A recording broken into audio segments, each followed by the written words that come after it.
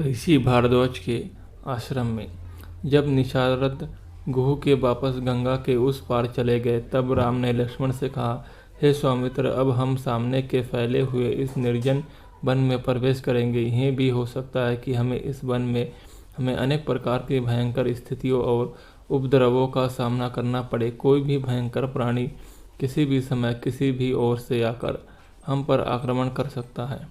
अतः तुम सबसे आगे चलो, तुम्हारे पीछे सीता चलेंगी और सबसे पीछे तुम दोनों की रक्षा करते हुए मैं रहूँगा। अच्छी तरह से समझ लो कि यहाँ हम लोगों को आत्मनिर्भर होकर स्वयं ही एक दूसरे का बचाव करना पड़ेगा। राम की आज्ञा के अनुसार लक्ष्मण धनुष बाण संभाले हुए आगे आगे चलने लगे तथा उनके पीछे सीता और राम उनका अनुसरण करने लगे। वन के भीतर चलते चलते ये तीनों वत्स देश में पहुँचे। यह विचार करके कि कोमलांगी सीता इस कठोर यात्रा में अत्यधिक क्लांत हो गई होगी, वे विश्राम करने के लिए एक वृक्ष के नीचे रुक गए। संध्या हो जाने पर उन्होंने संध्या उपासना आदि कर्मों से निवृत्त पाकर वहां उपलब्ध वन्य पदार्थों से अपनी क्षुधा मिटाई। स्नेह स्नेह रात्रि गहराने लगी। राम लक्ष्मण से बोले, भैया लक्ष्मण, इस निर्जन वन में आज हमारी यह प्रथम रात्रि है। जानकी की रक्षा का दायित्व हम दोनों भाइयों पर ही है, इसलिए तुम सिंह की भांति निर्भय एवं सतर्क रहना। ध्यान से सुनो, कुछ दूरी पर अनेक प्रकार के हिंसक प्राणियों के स्वर सुनाई दे रहे हैं।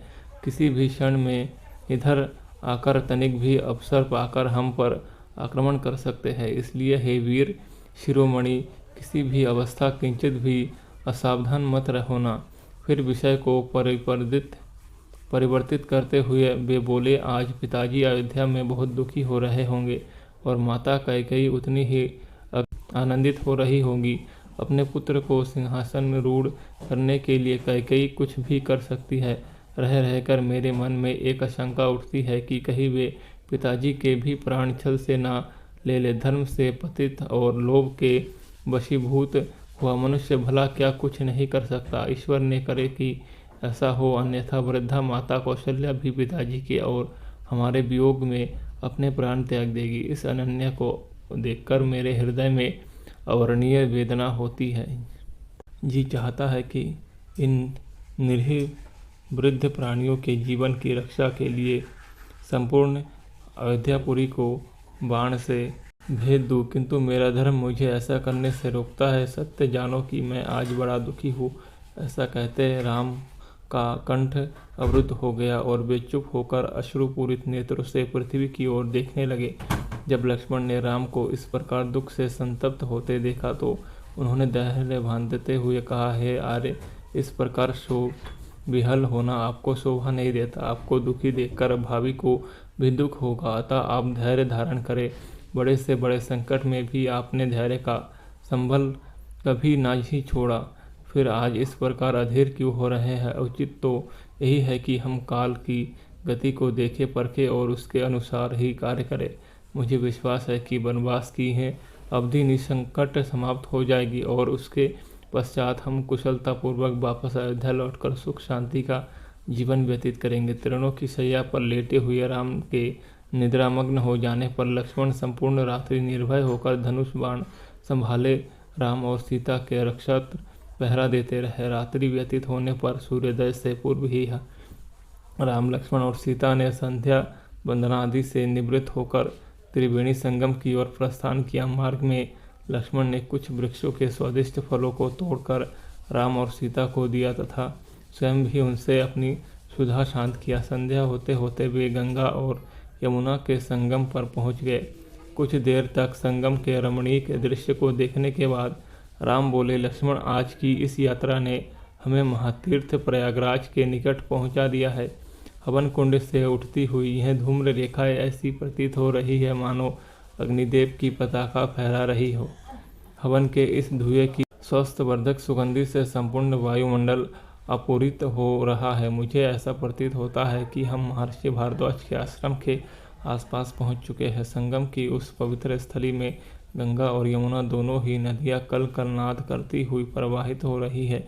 निकट ही महर्षि भारद्वाज का आश्रम था। आश्रम के भीतर पहुंचकर राम ने भारद्वाज मुनि का अभिवादन किया और कहा, हे महामुनि, अयोध्यापति महाराज दशरथ के पुत्र राम और लक्ष्मण आपको सादर प्रणाम करते हैं। भगवत पिता की आज्ञा से मैं 14 वर्ष पर्यंत वन में निवास करने आया हूँ। ये मेरे अनुज लक्ष्मण तथा मेरी पत्नी मिथिलापति जनक की पुत्री सीता है। उनका हार्दिक सत्कार करने तथा बैठने के लिए आसन देने के पश्चात मुनि भारद्वाज ने उनके स्नान आदि की व्यवस्था किया और उनके भोजन के लिए अनेक प्रकार के फल दिए। फिर ऋषि भारद्वाज बोले, मुझे ज्ञात हो चुका है कि महाराज दशरथ ने निरपराध तुम्हें वनवास दिया है और तुमने मर्यादा की रक्षा के लिए उसे सहर्ष स्वीकार किया है। तुम लोग 14 वर्ष तक मेरे इसी आश्रम में निश्चित होकर रह सकते हो। यह स्थान अत्यंत रमणीक भी है। राम ने कहा, निसंदेह आपका स्थान अत्यंत मनोरम है एवं सुखद है, परंतु मैं यहाँ निवास नहीं करना चाहता क्योंकि आपका आश्रम अपनी गरिमा के कारण दूर दूर तक विख्यात है।